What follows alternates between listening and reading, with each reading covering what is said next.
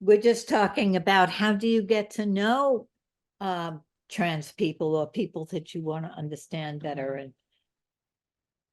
And it would be interesting as part of a project, your force project, to have a little group. I'm going to invite everybody to do that from, my facilitating group class. I'm going to invite force people also to facilitate a little group, and you could just ask the people at that table to be in a practice group with you of facilitating a community empowerment conversation, and hope that he joins. Maybe encourage him, say, what about you? I'd love to have you in my group. Anyway, it never really helps to imagine for another person. I would find that such a conversation very awkward. We're more likely to have a conversation about restaurants than about sexuality. Yeah, you have to get to know people better before you talk about sexuality. So, hello, Yoga. Hello, Nancy. Hi. Hi. Carrie is here, I think. Hi, Susan. Hi, Marvin. Hi, Yoka. Hi. Are you back in New York? Yes. Yeah. Feels like a long time, but I think I'm back for like 3 or 4 weeks or so. Or maybe not. I totally have no idea how long I'm back, but I'm back. Yeah.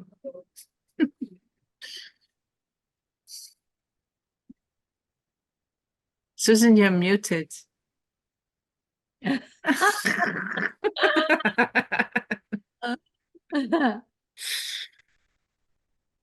Talking away. I feel so foolish. Oh, what did we miss? I was asking Nancy how she was. Oh, I'm pretty stressed actually, Oh. Yeah, but it's a long story. well, I like stories. I'm sorry, I like stories. you like stories? We just came back from Costa Rica Oh, and seeing my three grandchildren that live there. And part of it was wonderful and fun, and part of it was very painful and difficult. oh, sorry. The three great girls have been traumatized and by a neighbor sexually, and Oh, no. the youngest of them is having a very, very hard time, and the mother is terrible about it all. Oh, wow. We were trying to do whatever we could, but Yeah. it's very difficult. Yeah, that's so painful. Sounds it. So sorry. Desperately wanting to fix something that I can't fix. Yeah. It may be that your presence, it doesn't fix it, but that your presence brings another element into it. Yeah. Hello to Roberto, to Jim. Hi. Hi. Hello, everyone. I'm sorry I'm late. We're happy to That's see you. Yeah, thank you. Likewise. A couple of things. Isabel is still on her way home, and she'll put on her camera when she gets home. Yeah. I want to have time tonight, maybe the second part of our meeting, to talk about our projects and to invite you all to facilitate a small group as part of the leadership. So we'll get to that later and talk about, you know, our future and all that's, you know, that's in there for us, you know, getting to be the spring. And then this time, it's so important to talk about what happened last week. There's so much to learn from that. And I made all these clips, and then I somehow forgot to send them to you. I don't know how that happened, because I was compulsively, you know, getting them done and getting them online. So Yoko sent them to you today, but I'm sure you didn't get a chance to look at them, and there are a few more. I didn't send them either. Oh, you didn't? No, because we were still deciding which ones to send. And, No, we decided Oh. that we would send okay. all, right, All right. except I'm sorry. Maybe could you can send them. play. Is it possible to play the clip now? And we all watch it together? Because they're not that long, they clips. I think it might be better that we wouldn't know which one to choose. It would be better maybe if we talk about our memories of last time, and I can tell you what I made clips of, and Yoka made clips also, and then we could, you know, invite you to make clips also if you want to. But there's another element here. Yoka, Isabel, Susan, should we talk about BJ? So I don't, I think so. yeah. We got an email from BJ to the team saying that she probably wouldn't be able to be here, and that she was diagnosed with lung cancer, Ooh, is going to have an operation tomorrow. It was so shocking to get that email, because we weren't prepared at all. I wasn't Yeah. knowing that she had any health problems, and that she would have this operation tomorrow. Do we know what stage is that? Did they find it early? We don't know. We don't know. No, she did say, I think she said she was diagnosed last year, Earlier, I thought earlier, this right? year. Yeah, Or this year?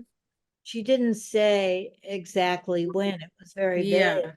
But Mhm. But it wasn't like last week, you know, it was like a little longer. Yeah, and right.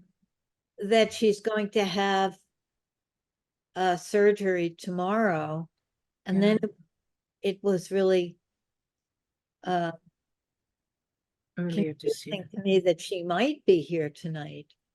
And so and she did say that she really appreciated having the support of the group going through this. Yeah, there's Oh, still very- a small chance she'll show up. Right. Oh, good. So I hope she does. Yeah. I hope it was early. Like my lung cancer, they found early and they just took it out and it's never come back. The Yeah, cancer she I have is said- ovarian. But, Yeah. she did say earlier this year. So yeah. damn. Okay. Oh, Masumi is trying to get in, so I'll send her the link. Thank you.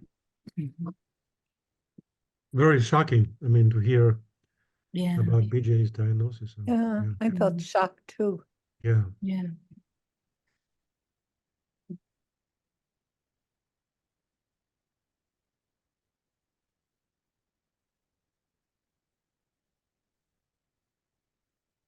I had remembered BJ saying that this was last year, I think, saying that, or even the year before she was in force, saying that she pictured us as a family that watches TV together at night, and she's Oh, not yeah. going to leave until the show is over. Right. I think that was what people were all freaking out at that time when she said that. And I pictured us as the family gathered around the TV show, which is us, the program This Is Us, Oh. and BJ being with us.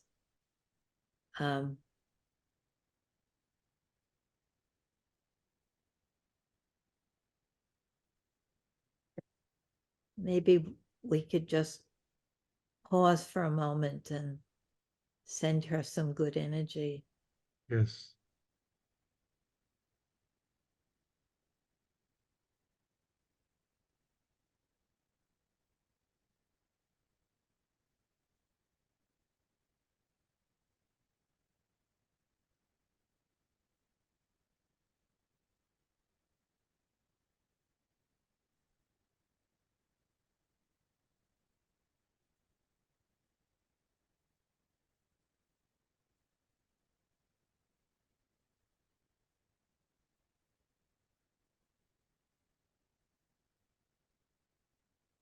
I'm wondering if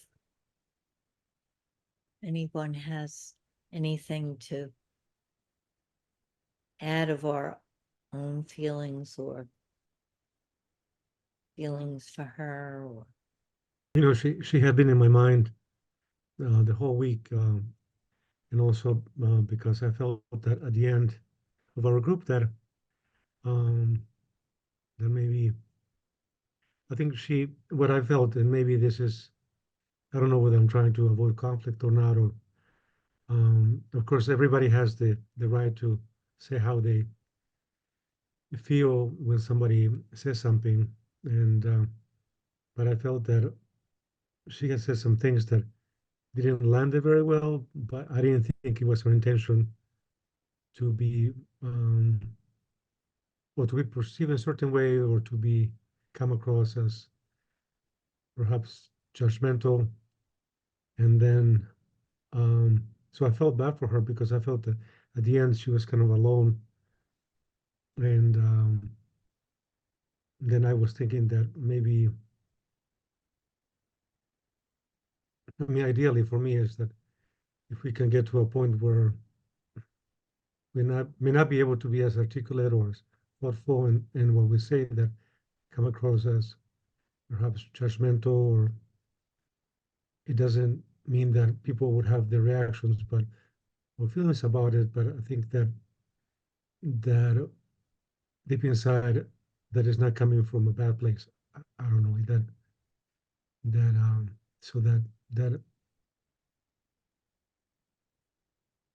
I would like that. You know, I don't know. I just thought that, but she had been in my mind, and because I felt kind of bad for her. Um, but um, but anyway, just it's kind of hard to put it into words, but more or less that's what I thought. You know. I thought those words were very powerful. Mm. Her too. That she felt, you felt that she felt alone, and you want us as a leadership group to be able to say when we have reactions to somebody sounding judgmental, but that we have the faith that people are coming from a good place in themselves. Yeah, exactly. Yeah, I tend to be, protective of of folks in general, but I really felt protective of BJ because it was her way of trying to connect with what Marvin was saying. Like Mm. that she was saying, even for me, this has Right. happened.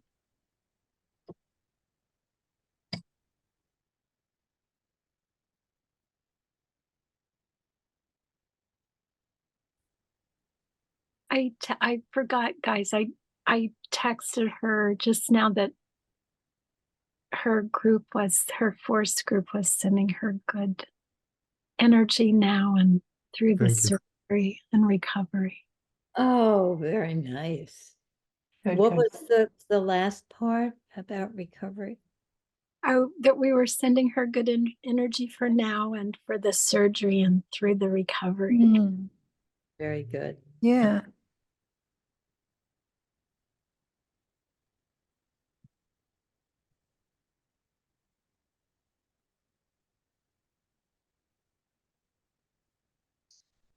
I had a cancer myself, lung cancer, 4 years ago, and I feel so, and an operation, and it was caught early, and I felt so fortunate, and I'm just identifying, with BJ and hoping that hers is caught early.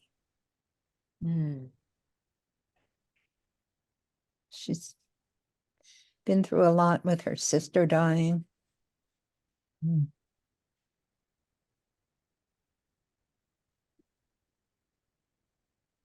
Yeah, a while ago, like back in January, I was really scared that I had cancer because I had these, strange pains suddenly, and the doctor seemed all like very, activated. And she sent me to all these tests and this and that. And yeah, I was just really scared. Also because I hadn't been to the doctor for ages. But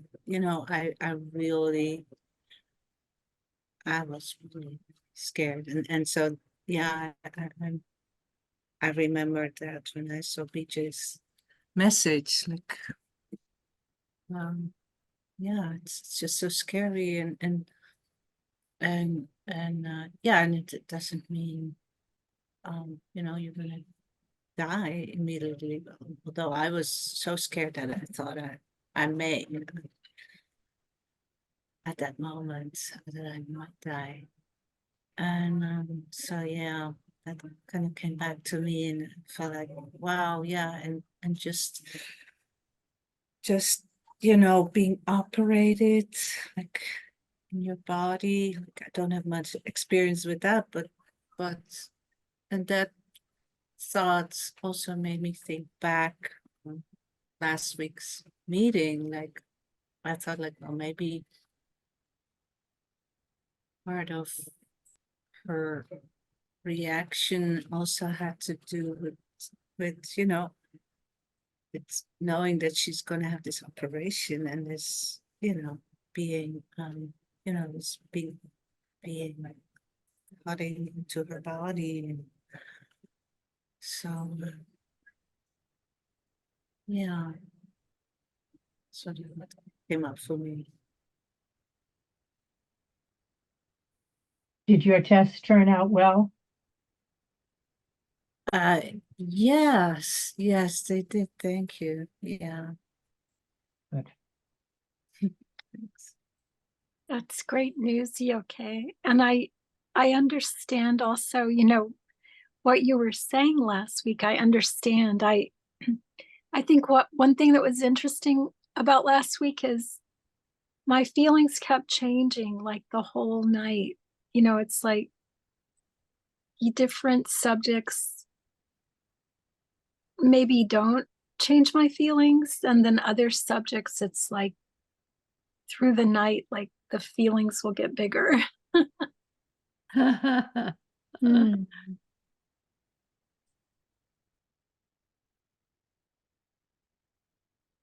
So what was said made your feelings, brought out your feelings, made your feelings bigger?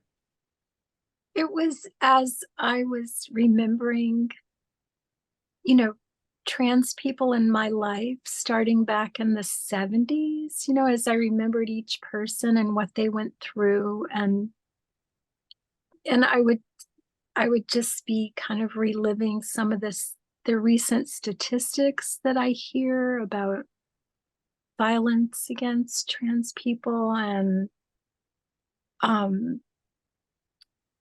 you know, I even, after last week's meeting, I was looking at some new books, and I listened to an interview, and I'm sorry that I'm not thinking of her name right now, but it's a new book about gender. And the author finished the interview by saying that and I hope I don't offend anybody's politics, but she ended it by saying that the right wing is so well organized to harm trans people that if we're not interested in gender and what it means to people, that maybe we might at least try to be interested and try to be neutral, because these are really going to be difficult times, which are probably going to become worse because the right is so well organized against, you know, anything progressive that has happened for trans people.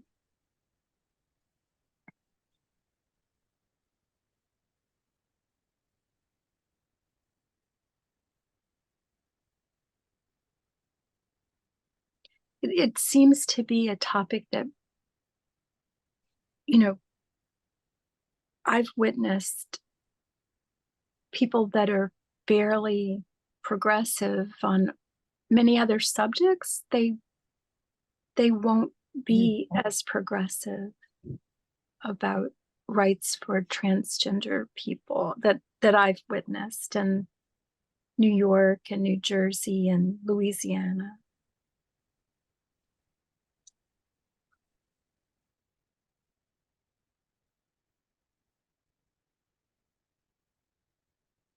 Is Isabel? Almost. I was dropped, but I'm back. Oh, good, good. And Rachel and Kate, oh, it's good to see you, Rachel. Always good to see you. I hope we get to see Kate also.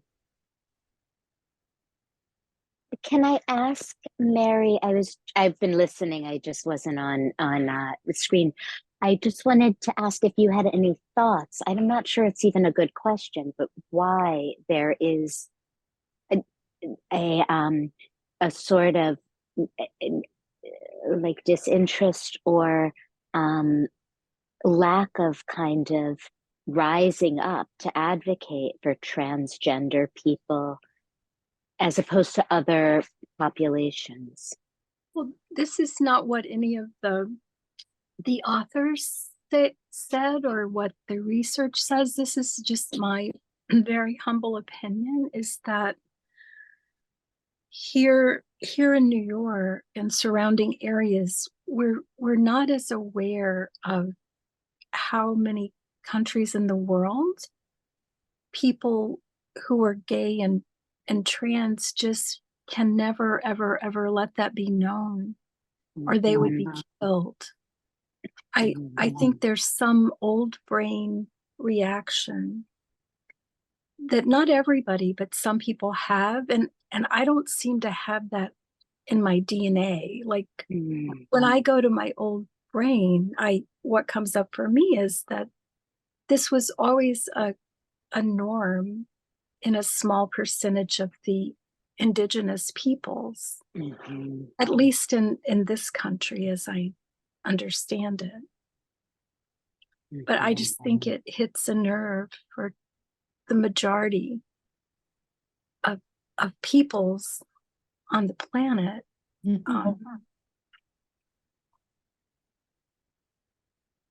I'm wondering, since we're talking about this subject from last time, if anybody has any, hi Kate, good to Hey, see Kate. you, has any feelings, observations, how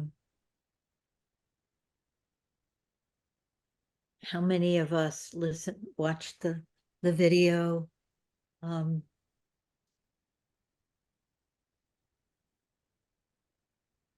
It felt to me in the moment like troubling that we were having conflict, and I'm not a great one for conflict. That's why I'm in this business, to get better at it. But afterwards, I was very excited about it. I thought, wow, we learned so much. So I wondered, what other people thought or felt, or.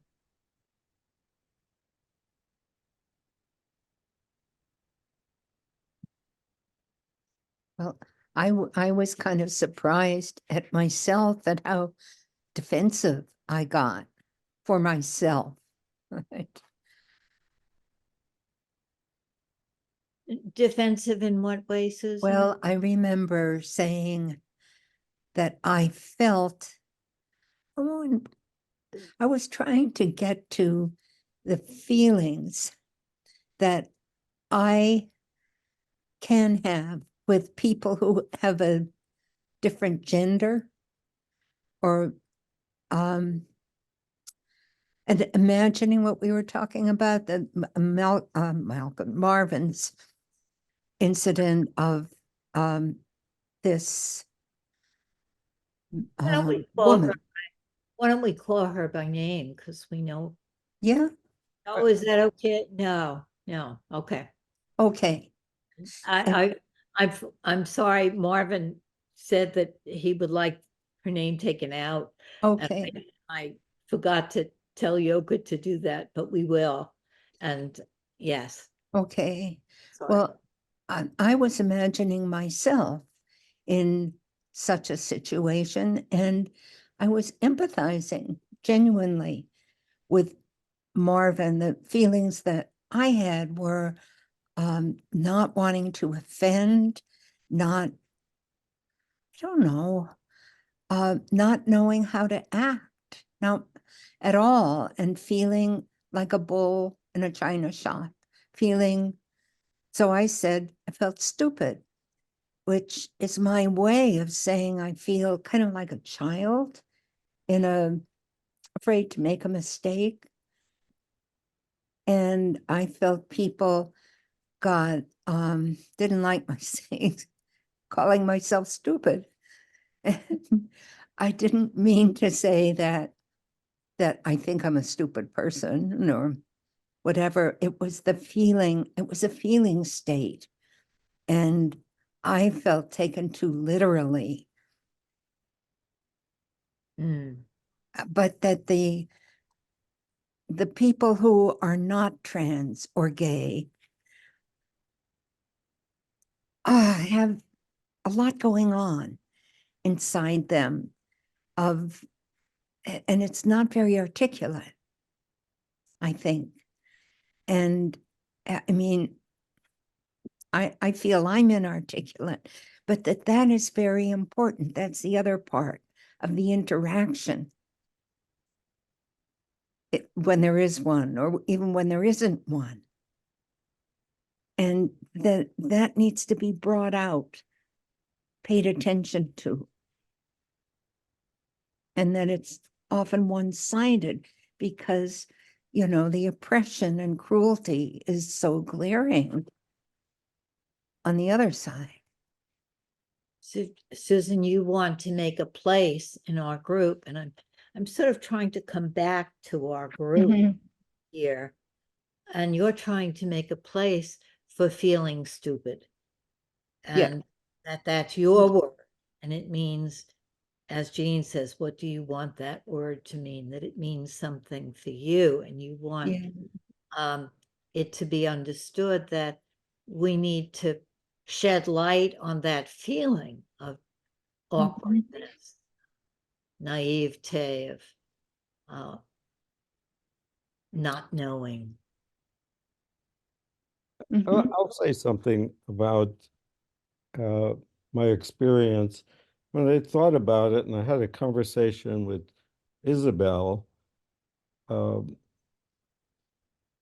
I was a bit troubled because I felt that I was struck by the physical features of this person, and it was a kind of a depersonalization. I was focused on the physical features rather than on the person, and as a whole, as a human being.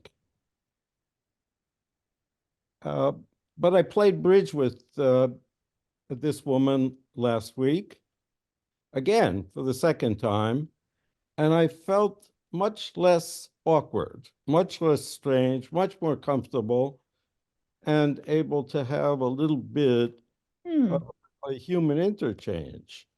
So I guess I was more comfortable, just generally more comfortable. I mean, it was such a strange experience, and I never have these experiences with trans people. I never talk to them. I don't meet them.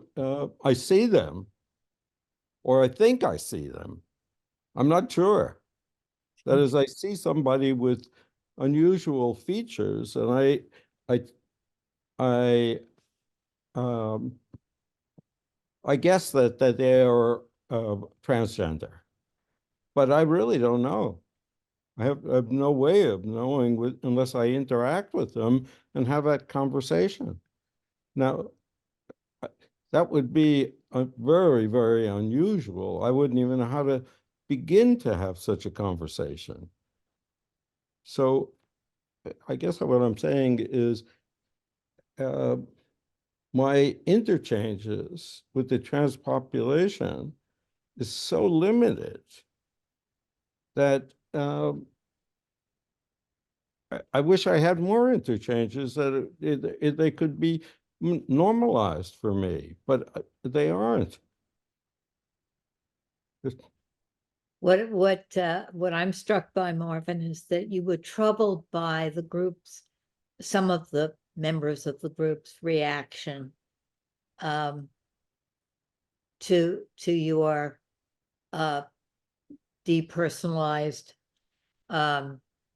experience, but then afterwards you were feeling more comfortable with the person.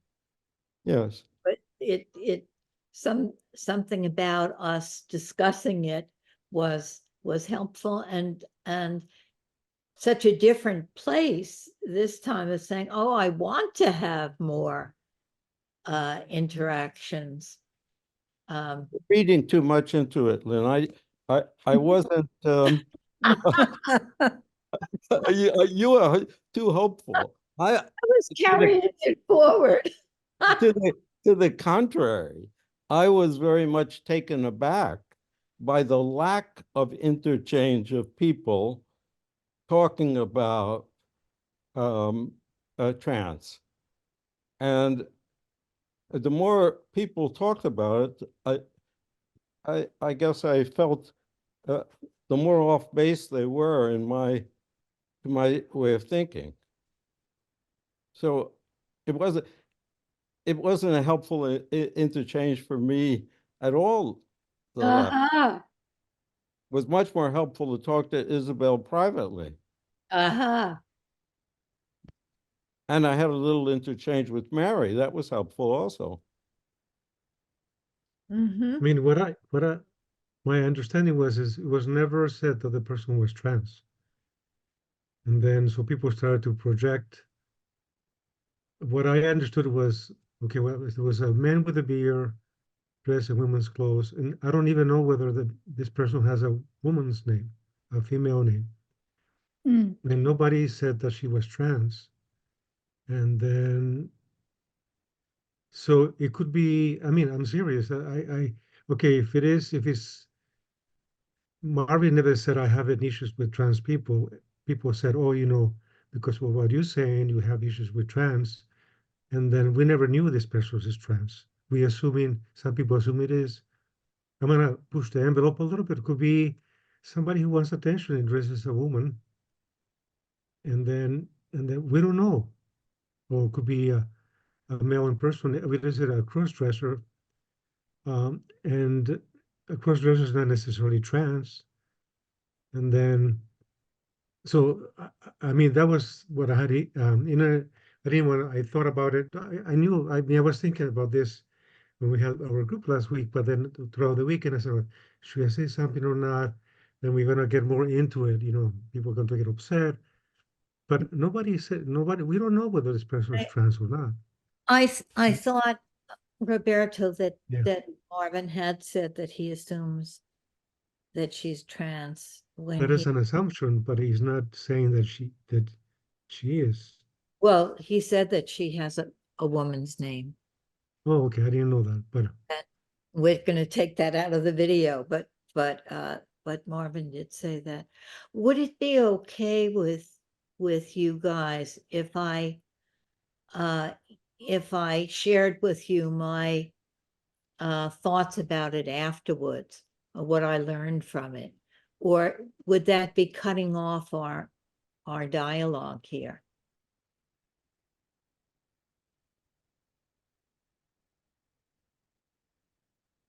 Well, I trust you all. If it's cutting off our dialogue, you'll just go right back to it because no, it's fine. I want this to. is a very strong group.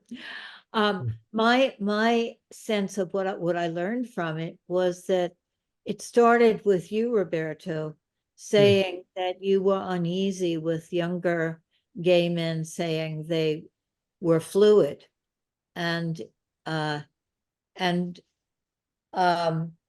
you went on to say that you paid a very high price for the title of being gay, and it felt like they were hiding or copping out by saying they were fluid. And then later on, you said, well, maybe maybe they have by the end, you said, well, that's democracy. Maybe these young people have a right. Maybe it's good that they could have it so much easier than, I don't think you said that, have it much easier than you did, but that was implied, Yes, that they yes. could be fluid. And you had that process. And then after you brought up the subject, Marvin said that you had this awkward situation of not knowing what to make of this person. And BJ said that she had experience with a trans person. Yoka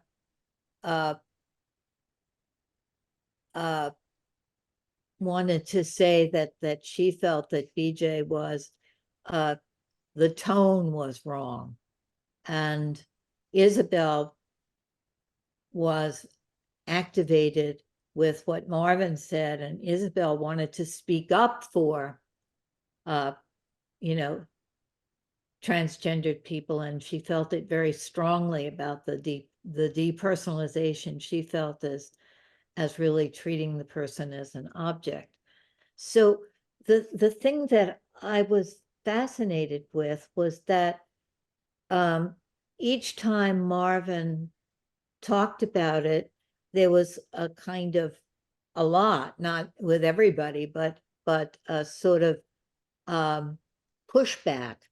And then it seemed like he got more entrenched with, starting out by saying, well, maybe I don't know, I'd like to have a better interaction. And then he got more entrenched until at the end he was saying, I just want to pay attention to my cards. It's a distraction. Like instead of people pushing back, and then Annette wanted him to focus and Yeah. Marvin felt like it was just a manipulation. That's my words, but it's like that's a manipulation to get him to say something that he didn't feel. And then at the end, Rachel said, sort of made a place for Marvin's feelings and all of our feelings of not knowing. And then Marvin said, "Oh, I feel good. I feel understood with that." And then there was a whole part with Masumi that was so wonderful, Masumi. I'm hoping you'll allow me to make it public. What you said was so beautifully articulated. And other people came in with all of the subtexts here. But the theme that I took away is that that the more we confront people, the more entrenched they get. And that feels like what happens in the social political arena, that people feel like they're being called bad, and the other people are calling them bad or stupid. Speaking of stupid, and that the speaking for people is important, speaking up and speaking for, but there has to be enough of the group that will speak to the person and the person's experience. And I think we did get there. I think we did get there. So I'm just curious about, you know, if you saw it that way, or when I see it that way, if that rings true to you. The lesson that I would learn from that is how important reflecting is, of the very specific feeling.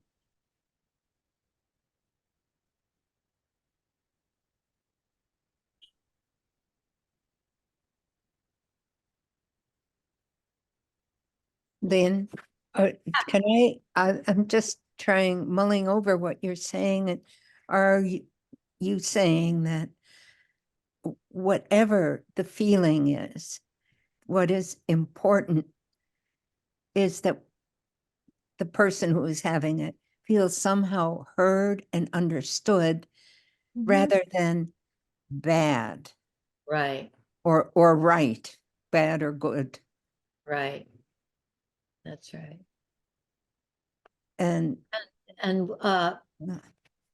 Roberto had an easier time sort of feeling into his experience because it didn't, the issue of, I'm making this up, but the issue of gayness and fluidity wasn't as charged as the issue of trans. But I'm making that up. But I that there was less pushback for Roberto.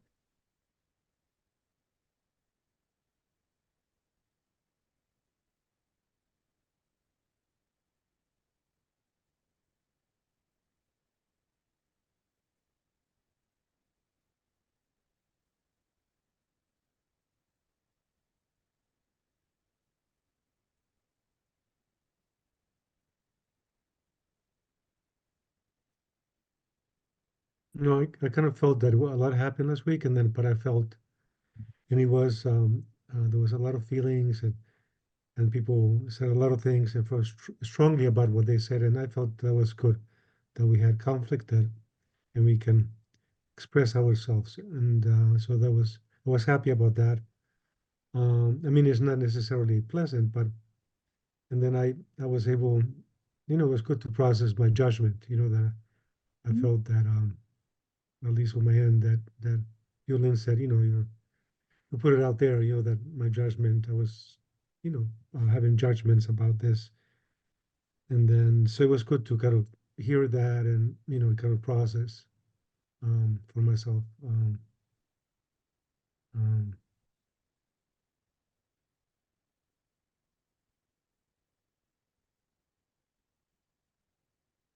It seems like whenever we don't understand somebody, when they're a bit different from what we're used to, there's an immediate fear or discomfort that comes up. At least that can be true for me. And like Marvin, I don't know how to react sometimes, or I wouldn't. I haven't been in that situation, but I wouldn't necessarily know how to respond. But whenever I can connect with a person in some way, I mean, just a real person underneath the differences, it always helps because we're all human. It's just that Nancy, I'm curious about whether you're saying that in relation to how I thought the group went.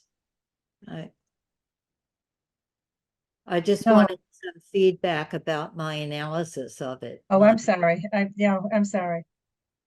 No, I think your please analysis- don't apologize. I'm counting on you to not necessarily give me what I want, but that is what I wanted, is to just see how, if people agreed, am I, reading into it? Well, I agree completely with your analysis.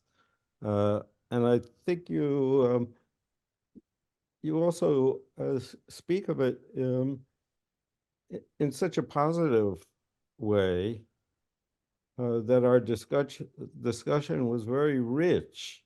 Mhm. So, well, in a way, it was so awkward that perhaps we didn't get really to talk about some more underlying issues. Maybe that's where Annette wanted to go, but I certainly wasn't willing to go there or able to go there the last time.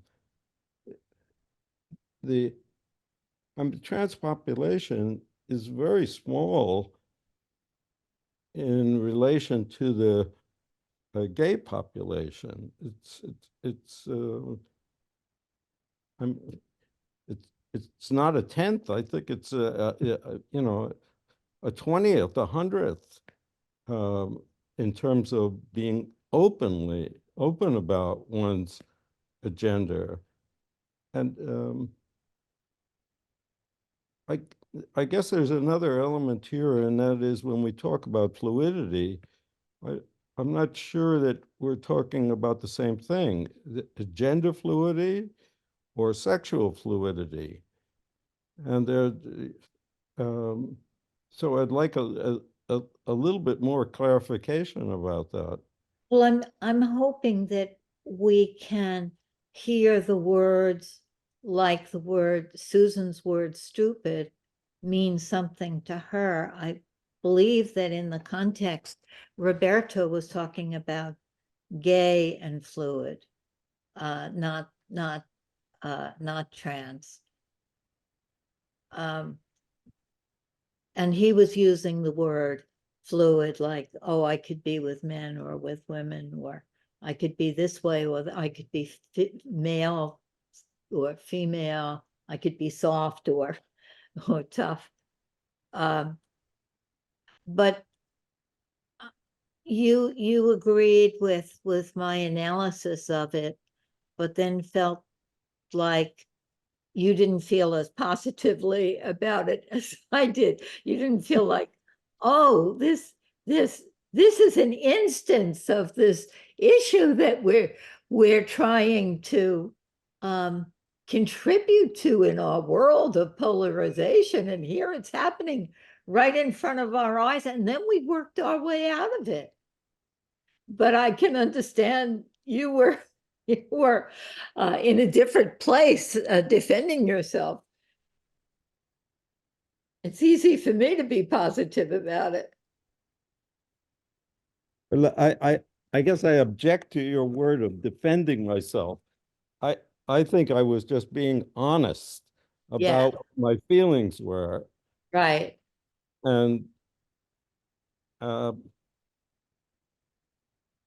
defending is another element, because some people got upset with me, and maybe reasonably, because I was so caught up with the physical characteristics.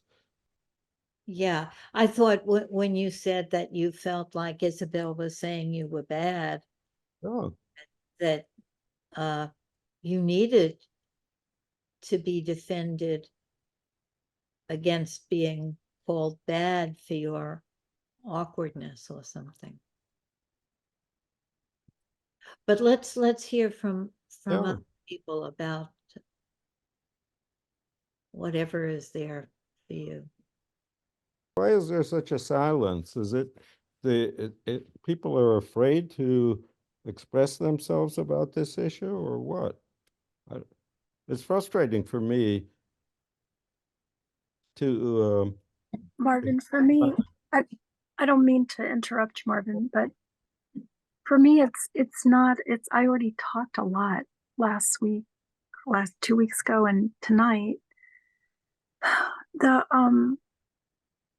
like if I had a magic wand, I would love it if you would agree to focus about it. And I'd love to know what you mean consciously and unconsciously about underlying issues.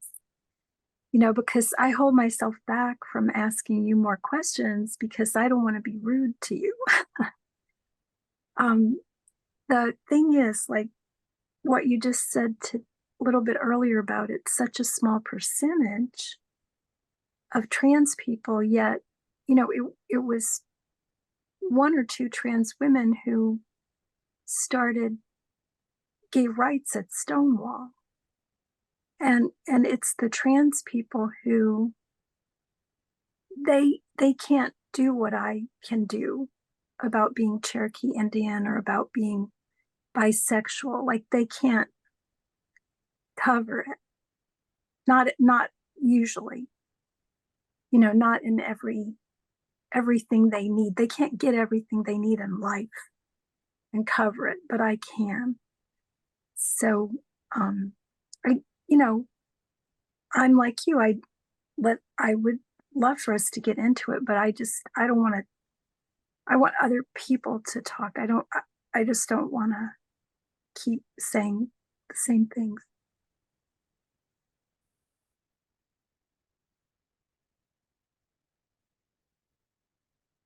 I wish you would, because it feels very right there.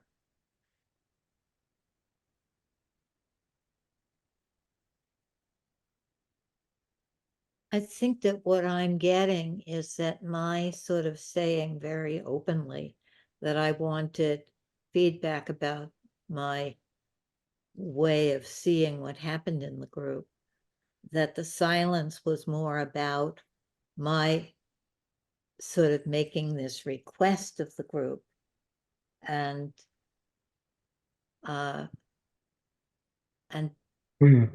people not wanting to engage with that request, or people not knowing how to engage with it, or the trans issue is more important. I felt that the silence was a response to my being so direct about it.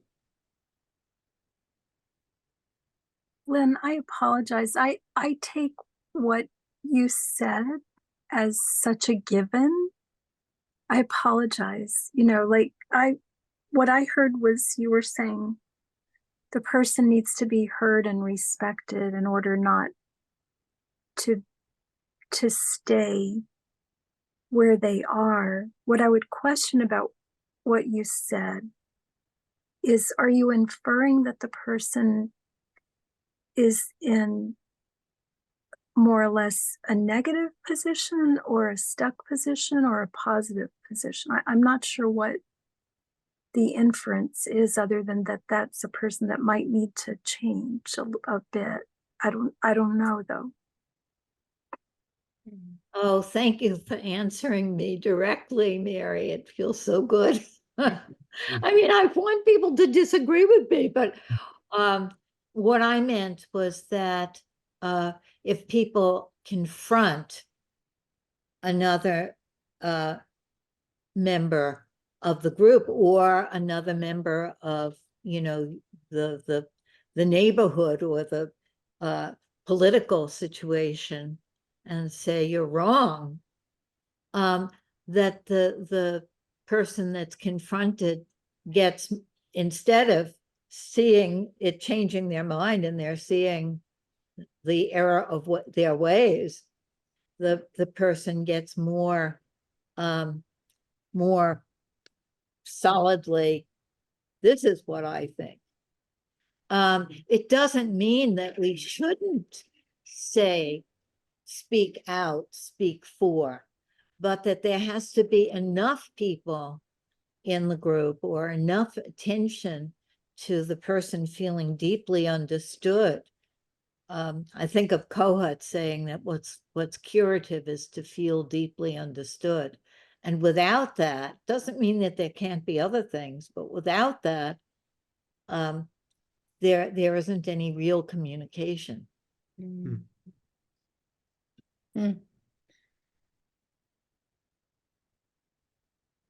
But I would love disagreement. No, I mean, Lynn, I liked your reflection of what happened last week. It was very much on the money. I like Marvin. I also felt about the silence, and that this happened in our group many times, and I don't know what people are thinking, and I don't know people want to risk, or I don't know what's going on. I mean, I can easily now speak a lot, and then I holding back from maybe taking over or speaking for other people.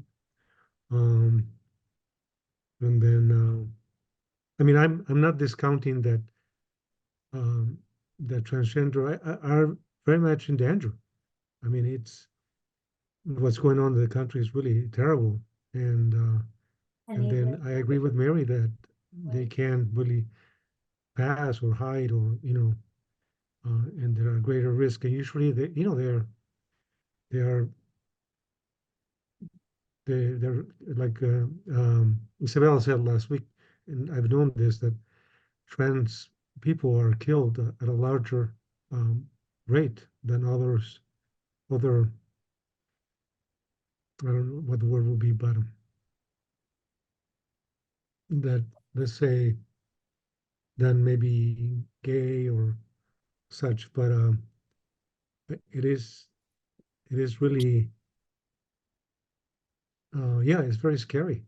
It is what's happening um, in the country right now, and in other fronts too. Um, but yeah, I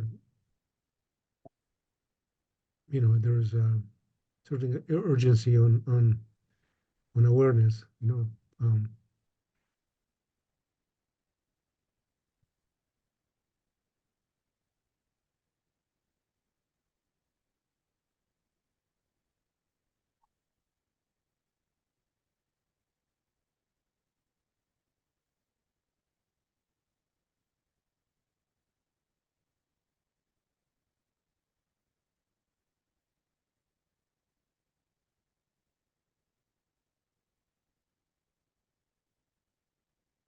Jim, I'm wondering what you're thinking. I'm looking at you and trying to see from your expression. Are you saying me? Jim, Oh, Jim. Oh,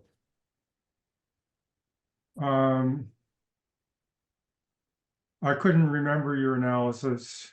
I couldn't remember what happened last week, but then I remembered because people were talking about it.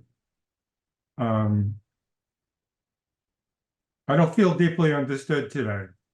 And so I don't know what Kohut would say about me then. he would say you need us to understand something that we're not understanding.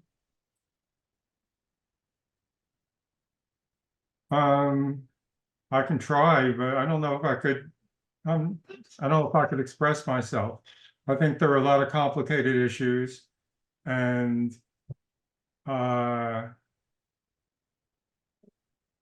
don't understand why some become suddenly more important than the others. It's almost like why people buy a particular brand more than another brand, because I don't understand either sometimes. I don't have any problem with any trans people I know. I don't have any problem with any gay people I know. What other topics or subjects are we not paying attention to? What?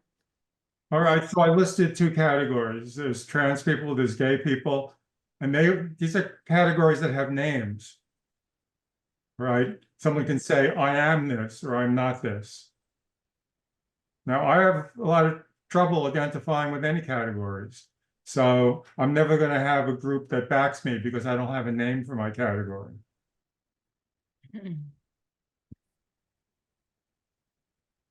I just say, Jim, you may not have a name for your category, but when people see you, see a white, straight male. So sometimes, even if we don't name ourselves into a category, other people place us into category. That Just is based true. on assumptions that they make. And out of those placements, suffering happens, right? May happen, I would Right. say. And so, Lynn, I don't know if I missed this because at some point I lost connection, but I wonder if you can talk a little bit about to what we talked about in terms of the interaction with Marvin in relationship to how difficult it is to hear someone and to be heard when what's happening is an entrenchment on both ends to like my belief, my opinion, rather than the awareness of trying to understand where the other person is at. And I don't know if you had a chance to go into that a little bit, because Yeah, I thought that those were really good teaching points for what happened last time we were together. yeah, I did talk about that, and I was asking for feedback about it. Well, I feel like there's no room for my category. But if you want to go talk about the other ones, that's fine too. I remember my father once said to me that it didn't matter if I thought of myself as Jewish or not, that Hitler would have sent me to the camps. So therefore, I have no choice of choosing my categories. And I would like a choice. I think there is room for your category, Jim. Ooh.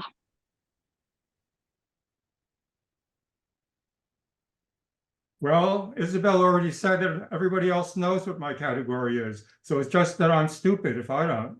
No, wait a minute. Is it? No, I say that people make assumptions about not only your category, Let's but talk maybe about the even people my. who make assumptions. I think the real problem isn't the categories. The problem is the people who make assumptions. Yes, that's what we're talking about. So I think we should all stop making assumptions totally. Let's just stop making them. I don't think that I was referring to people in this group. I think I'm referring to in general.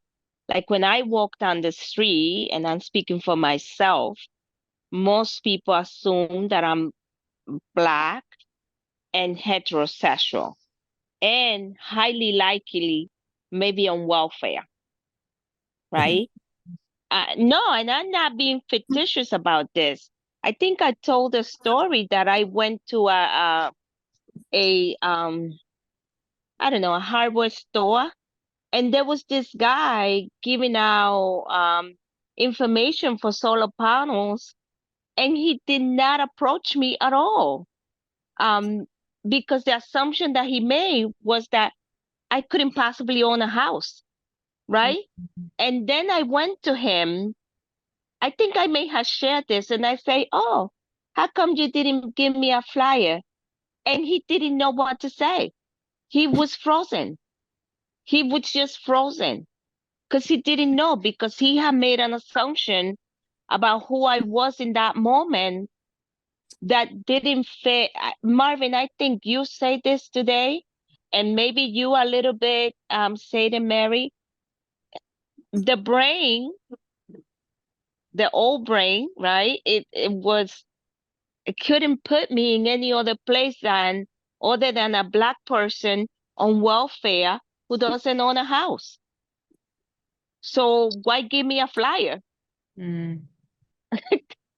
You know, and he was shocked when I say, "Oh yeah, I could get one of those because I don't live too far from here." And you could see his face like clearly trying to find a spot for me in his brain,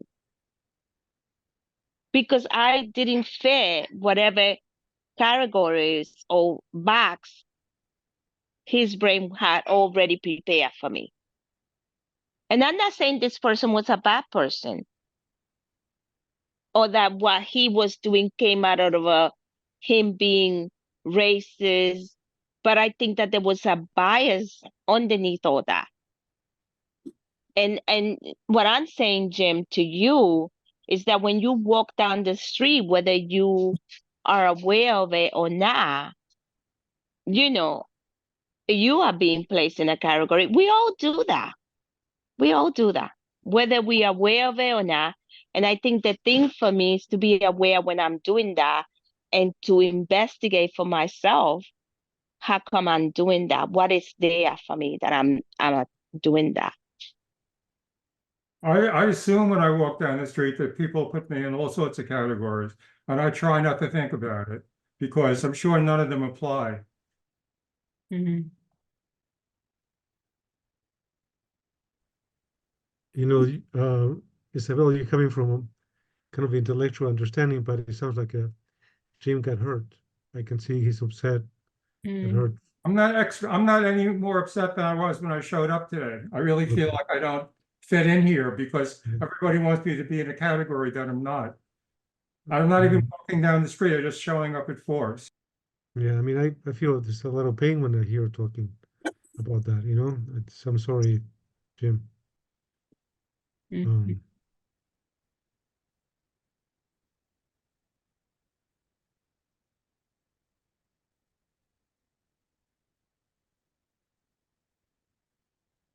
There's times I feel you so much a part of the group, Jim. And so, sort of, Paradoxical, sometimes I am very much part of the group. yeah. So I'm wondering what it is today. If you would want to share it, I would like to know, because I don't I know. care about you.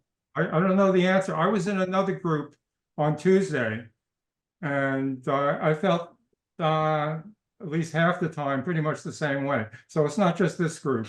I just have difficulty fitting in with groups Mhm. because most of the time I feel like I'm from another country. Mm.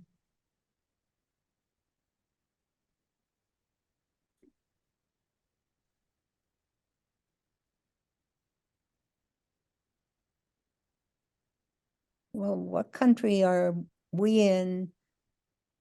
I feel like another country too. I think most of us Well, feel, I think a lot of us have even made more effort or have more skill in being part of things. It's not a skill that I've had. I've only been trying to develop this skill, say, for the past, 7 years or so, approximately. hmm, I'm way behind a lot of you who've been doing it a lot longer, and I'm not good at it. Some people are good at math. I'm good at math. And so that's the skill I have, and a lot of you probably don't have it.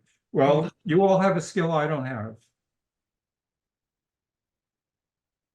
I think maybe your category could be the from another country category. And there might be others that would want to join your category or feel that they do join your category. I accept all immigrants into my country. Oh, okay.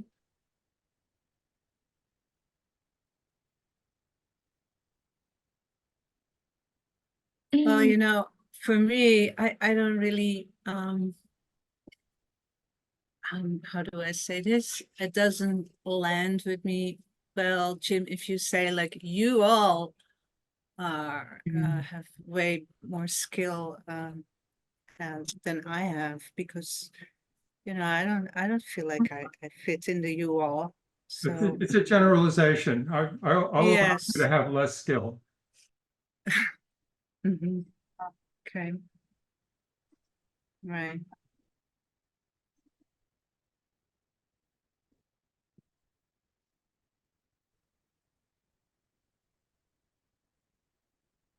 But I understand what you're saying, Jim. I mean, that, you know, the skill that we developing to fit in, even though we might feel that I might not belong at times, but there's something I may have been doing for a longer period of time in order to belong, but you feel behind at it.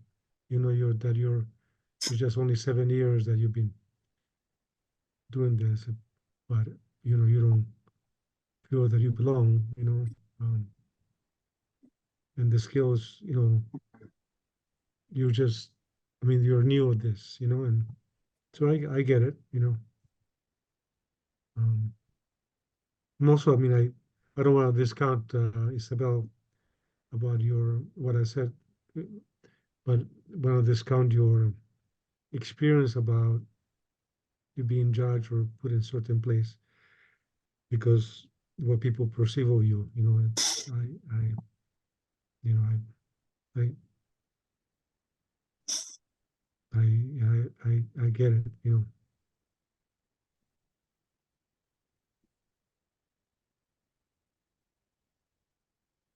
I guess we're talking about right now two different things. The the projections that people have of who you are, the categories they fit you in to simplify the world. And then we're talking about our own feeling of belonging or not belonging, or what categories there's a sort of category less, the category of the people that don't feel like they fit into any category. I think that I feel that way, that I don't fit into any category. All the categories. Gakwa. What's that? You're a Gakwa. I'm a Gakwa. What's a Gakwa? Would you tell them what a Gakwa is, Jim? God only knows what we are. Right, that's a wonderful category. Mhm. Yes.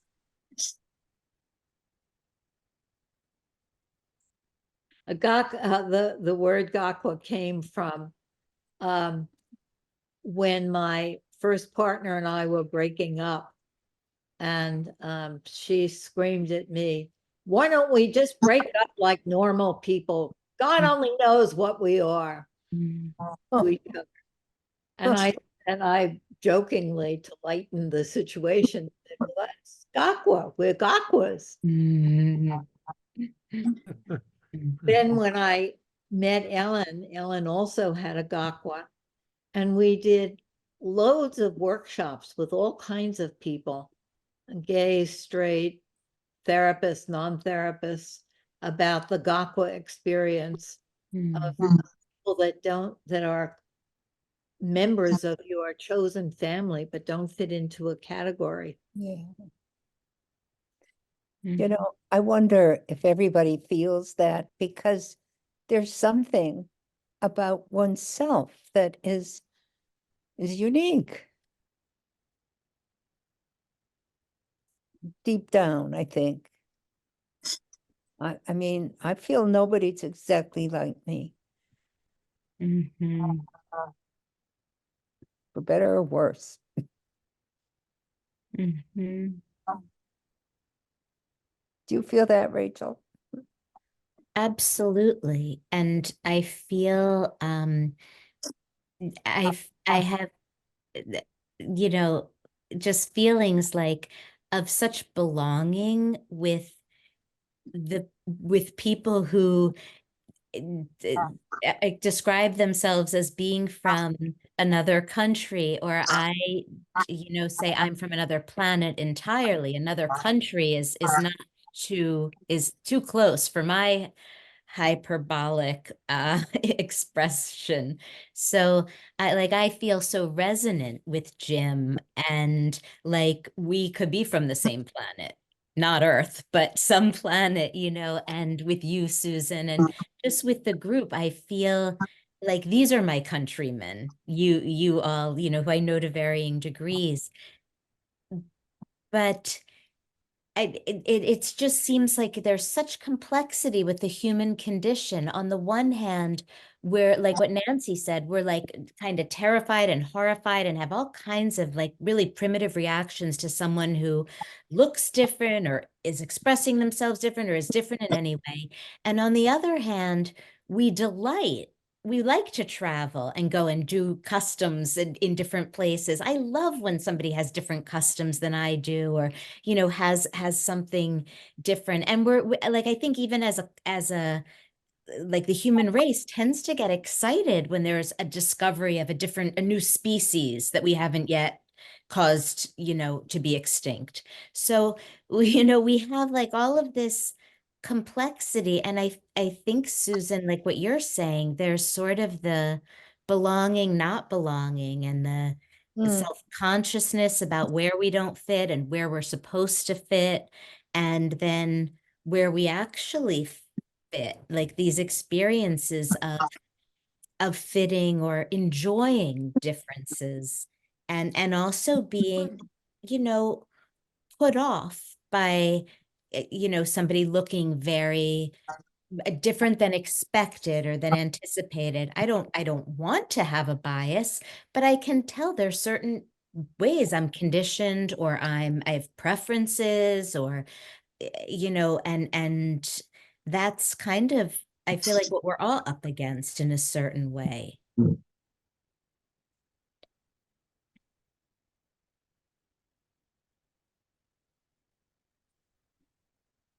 I'm wondering, Masumi and Kate, that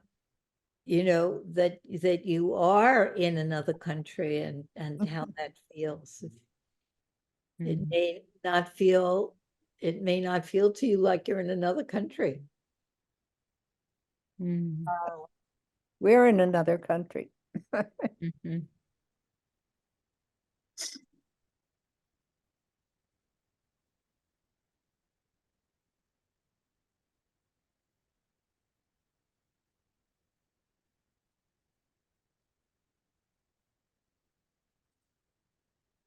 Yes, I'm actually in another country, Mhm. but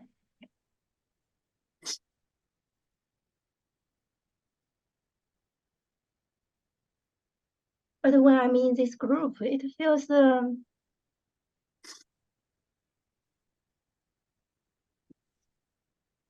okay. Mm.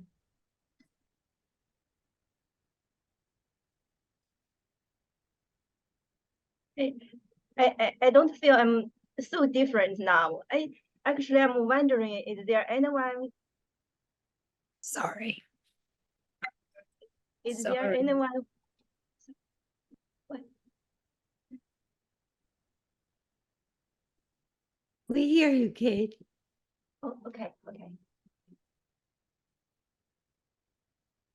I'm wondering, is there anyone who feels belonging and fit in all the time? I Mm. I don't think so. Mm. Good question. I I don't, I mean, remember when you said that you didn't used to feel that you belong, but now you feel like you belong. And it was very thrilling to me to hear you say it. I still feel I don't belong, but I can also feel I belong. They are not contradicted. Yes, yes, yes. Right.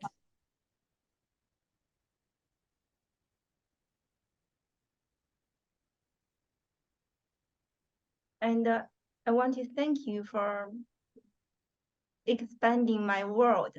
I used to feel I don't belong anywhere. I don't feel belong, but I started to change a little bit, maybe. Even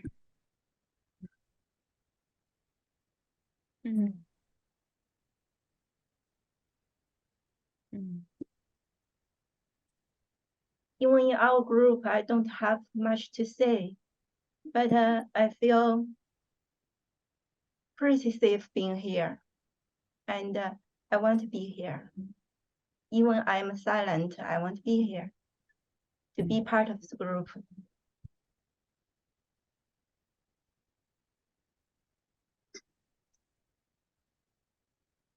Thank you for saying that, Kate. It's reassuring, you know, feel good about it. Yeah, thank you. Yeah, so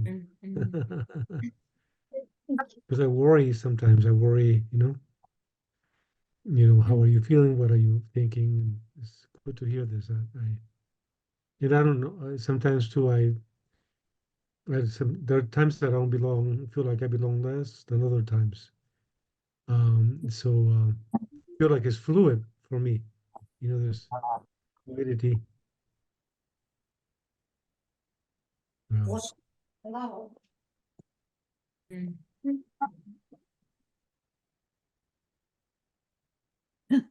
I'm are times I good. feel that we're leaving you out, and we're bad. That is, we should make a more of an effort to include you and Masumi in this conversation, and we don't. Because of the speed of the language, you think, Marvin? I think that's one element, and all the cultural nuances to our speech, all the all the odd expressions that we use.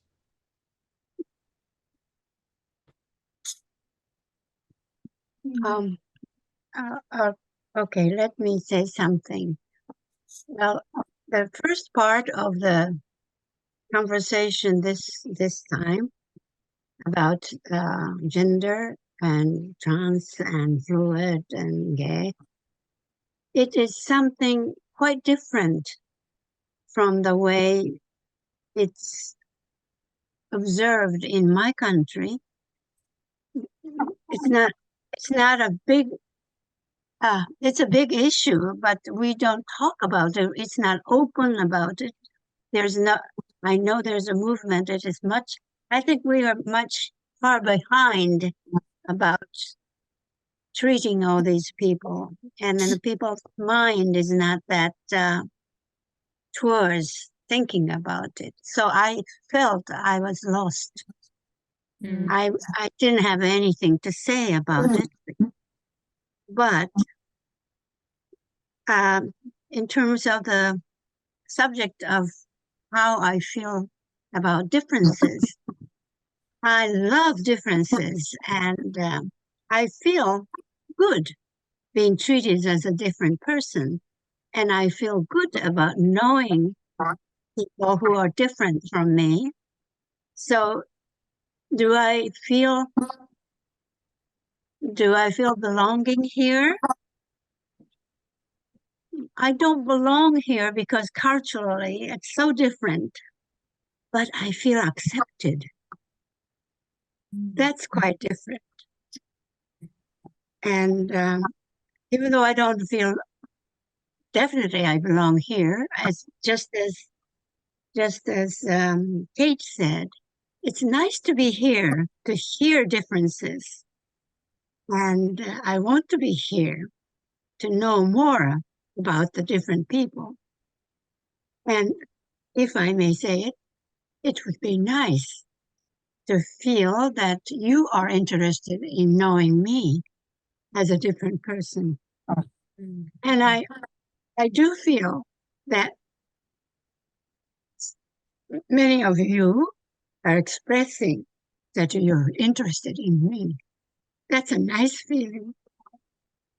And I'm interested in knowing each one of you Mhm.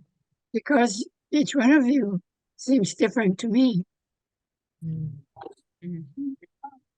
And I am quite thankful, as Kate said, not in the same way maybe, but I feel accepted here.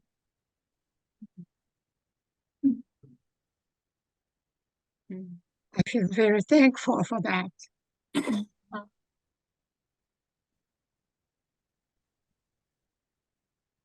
Yeah, that's what I wanted to say. The acceptance feels so very important to me. I'm so glad that you can feel accepted. And when I can feel accepted, it just feels so good to be with a group of other people who are accepting one another, despite all our differences and different ideas and beliefs.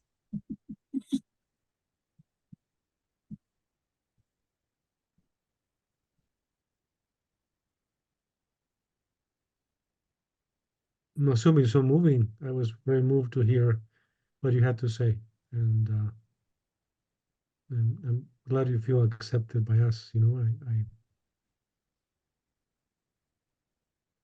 it means a lot to me. I mean, you too, Kate. I mean, I think it has to do with the feeling of safety. I feel safe to be here. If not really totally accepted, but it's nice and feeling safe that I'm here. And I appreciate your atmosphere, this atmosphere of this group, trying to understand deeper, more deeply about each other or one another. I think this feeling somebody's effort to know better about somebody else is really precious. Yeah, that's what I want to say. Thank you.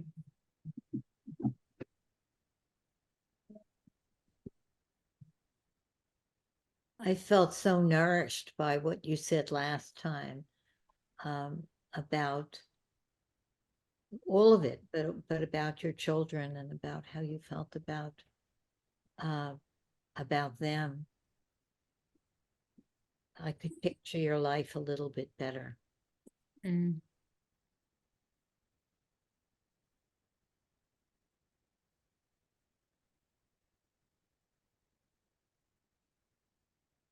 I want to say that I wanted both Masumi and Kate really appreciating what you share, and Kate, that piece around um sort of like not being fully accepted.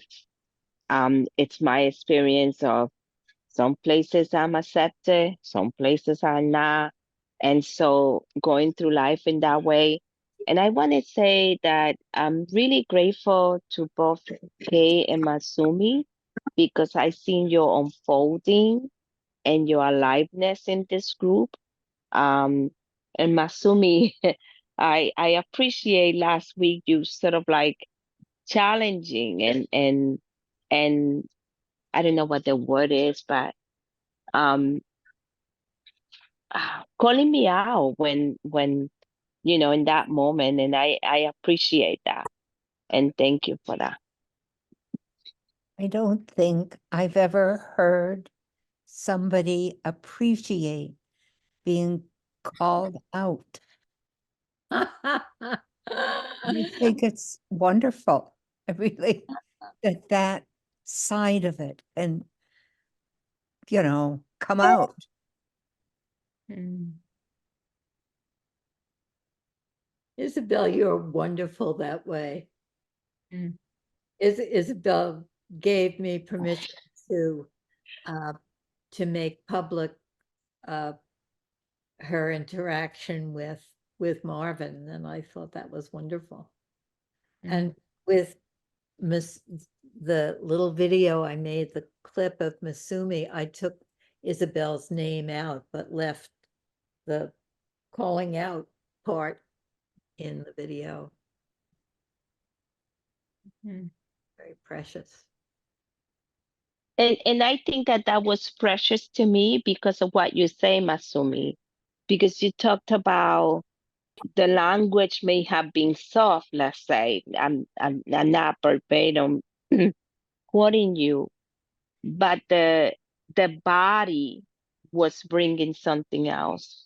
And I so appreciate that sort of like union and noticing and bringing awareness to my own unfolding and what's there for me, that even when I may not be noticing it, that there's something else, there's another something else that's being expressed, regardless of what I'm saying. So you were a really good reminder for me. And those are the things, those are my blind side. And so I'm always looking for that. But when someone else shows them to me, not that they're more valuable, but it's really sort of like, huh, there they are. And now I make a mental note, and now I add them to my list of things to look for in myself and keep working with. So that's why I'm appreciative of that.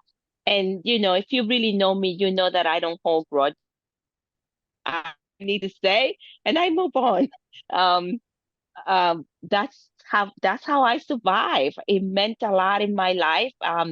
Living with a functioning alcoholic, you can't hold on to things because they will kill you. And that's what helped me survive in my childhood, you know, being able to notice when I made a mistake and try to avoid making it again. Mm. So I appreciate that when that happens. Mm. Just heard a conversation between the anthropologist and somebody, biochemist or whoever. That person lived in Africa to make a research of gorillas. Gorillas, you know, so what he did, well, he didn't know, he couldn't use the language at all to communicate with gorillas. What he did was imitate and do everything they did, sensing what they don't, trying to see things that you don't see, trying to hear you don't hear, trying to do you just sense. And using 5 senses or 6 senses is so important for me too, particularly in this group. And I feel that the human being who uses the language is beginning to lose using the other senses, other than language. And I personally would like to try to hear what I don't hear, try to see what I don't see. And that's something very, that expression this man said with living with gorillas, and he made friends with those gorillas. I learned from that technique. I try to, refine my 5 senses. That's what I'm trying nowadays. It's also maybe your felt sense, the sixth sense that you're refining.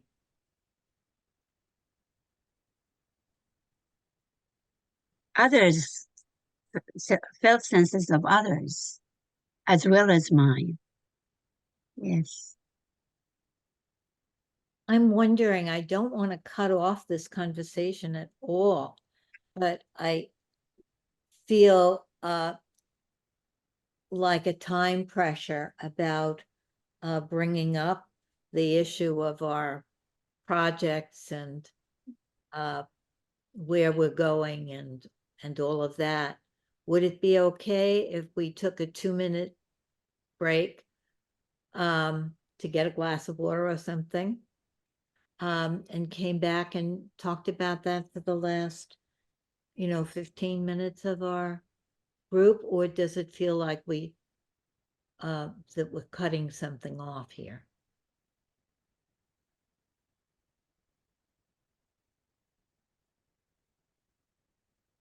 I think it feels okay.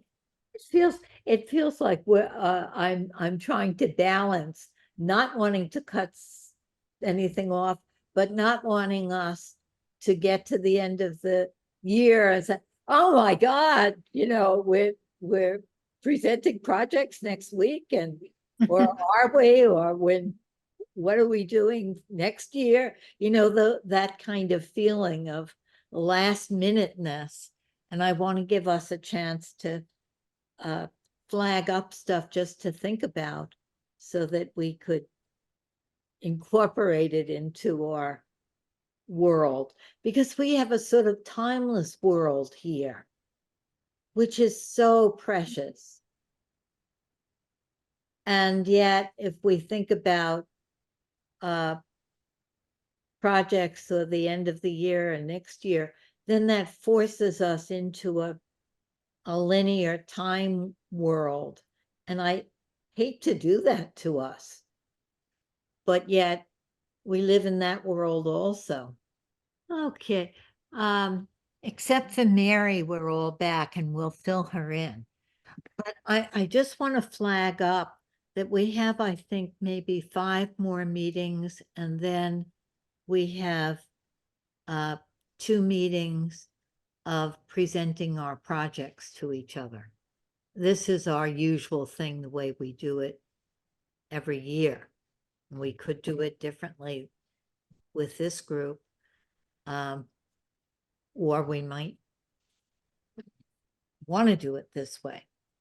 So in my class on Thursday, this module is about facilitating groups and communities. And we've only had 1 session. So if you want to join that class, it's 11:30 to 1:30 on every other Thursday. And you would have just missed the 1 class. But in that class, I've encouraged people to have their own little practice group that will meet 3 times to 6 times. So we could practice the skills of facilitating and share with each other. And so some of you may have other projects that you want to do, many of you, but if anybody wants to do that, I think it would be a wonderful idea at the end of, this has been a 2-year leadership program, and it would be wonderful if some of you would get together, just a small group of colleagues, friends, neighbors, whatever. Or if you don't have people, do it on Zoom, and everybody will ask people. And then you would do a conversation group for 3 to 6 sessions, depending on the people and your time commitment. So that's one thing. Just for us to think about projects and what we might want to do and support each other is another thing. And uh, I was thinking that next year we would encourage all of you to be here and also invite some new people as a way of expanding our experience so that it isn't just us. It's not insular where we're finding out these wonderful treasures and then keeping them to ourselves. I think that isn't the spirit of the community empowerment project. But we have to talk about all of these things, but we don't talk about them because we're in our timeless world, which is the essence of our group. And it's hard to make that transition.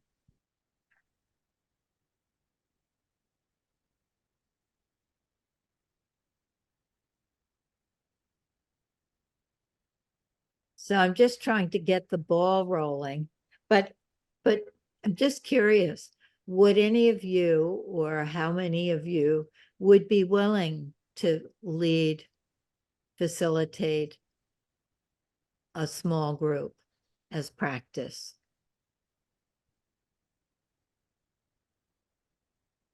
You mean a group from here or a group of people that you are, have organized already? No, I mean that you would ask 3 or 4 people that you know Hmm.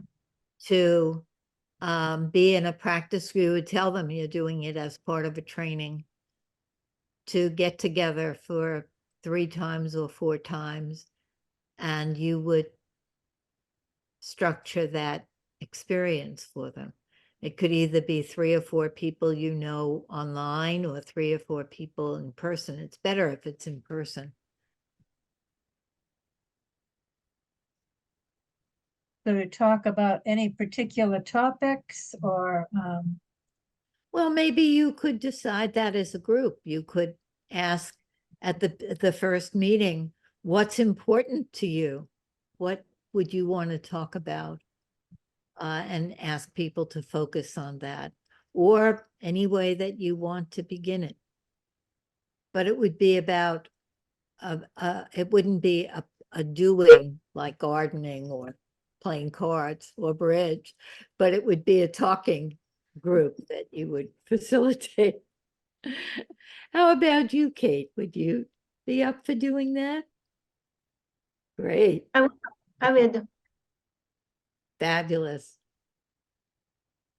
Would you do it with people that you know in person, or would you do it with people online? I want to try to do it in person. Oh, wonderful. Wonderful.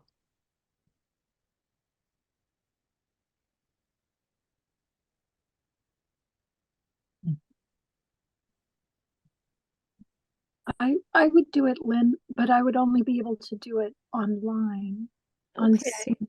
Yeah. Great. Good. I'm interested in thinking about it. It probably shouldn't be with family, right? I'm Good. struggling so with my 3 granddaughters. I I would think love, it would be hard to do. I have a story about that, but I don't have time to tell it to you. But if you remind me, I did it with my family, and I went blind. I got What? oh, I'll tell it very quickly. My family has terrible communication. I took the Long Island Railroad out to meet them. They said, "What are you learning? What are you teaching?" I said, "Well, I'll show you. We'll do a group." And you'll have to ask me another time for what happened in the group, but it was very impactful. And I got back on the train to go home, and I was completely blind. My eyes had gotten all like pink eye.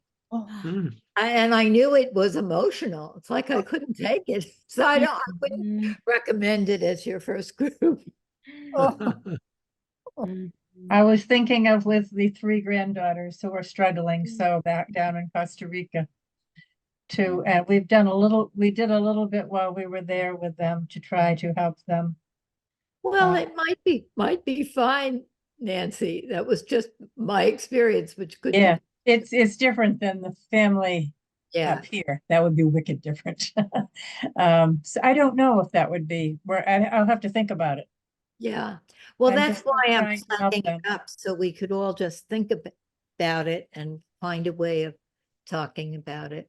What about you, Marvin? Would you try a different kind of group? So I know you have several groups. I'm in too many groups right now, Lynn. I understand. You're overgrouped. But let's not, we have maybe 2 more minutes or 3 more minutes.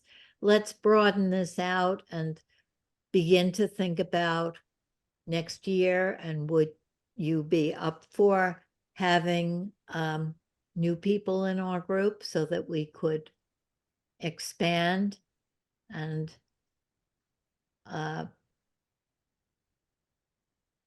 share what we share ourselves?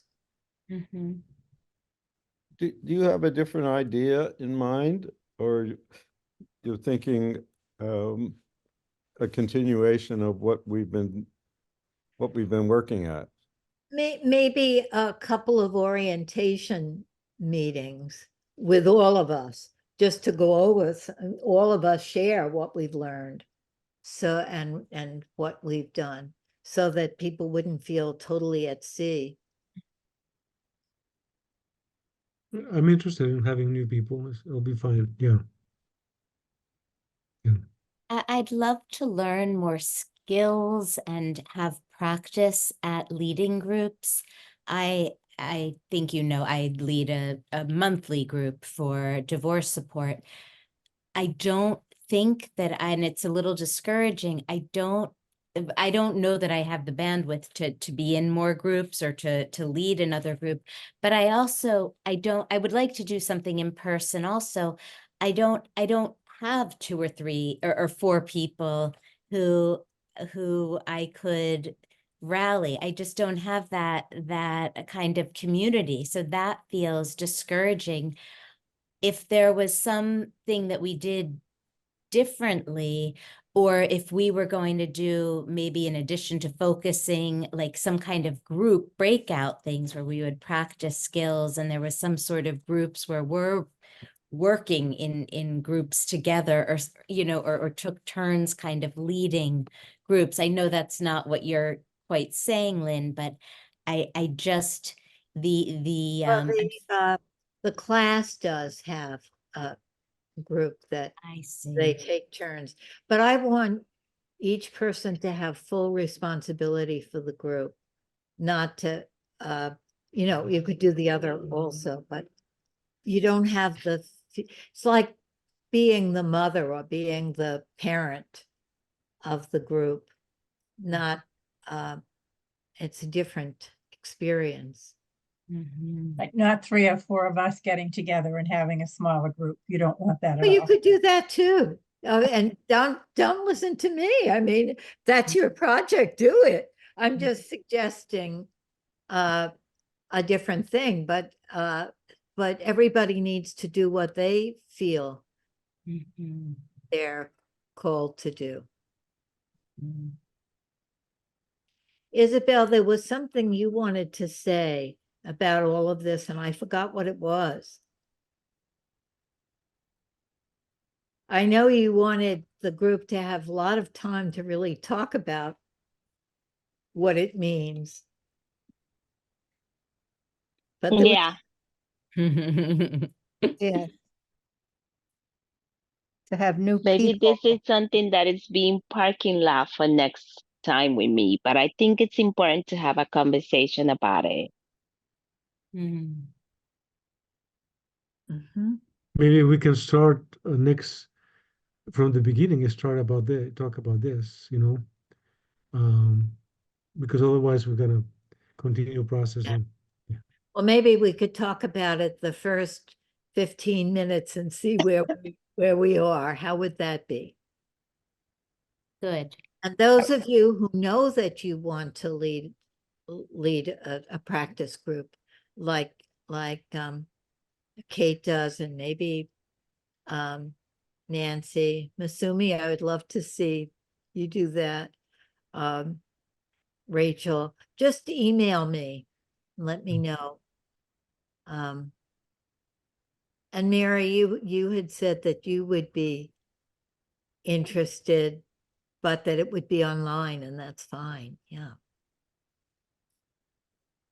Okay. Anybody that wants to do it online that goes to Help the Helpers, you could pick people from Help the Helpers for your small group. That would be good. Okay, everybody. Thank you. Yeah, thank you. Bye.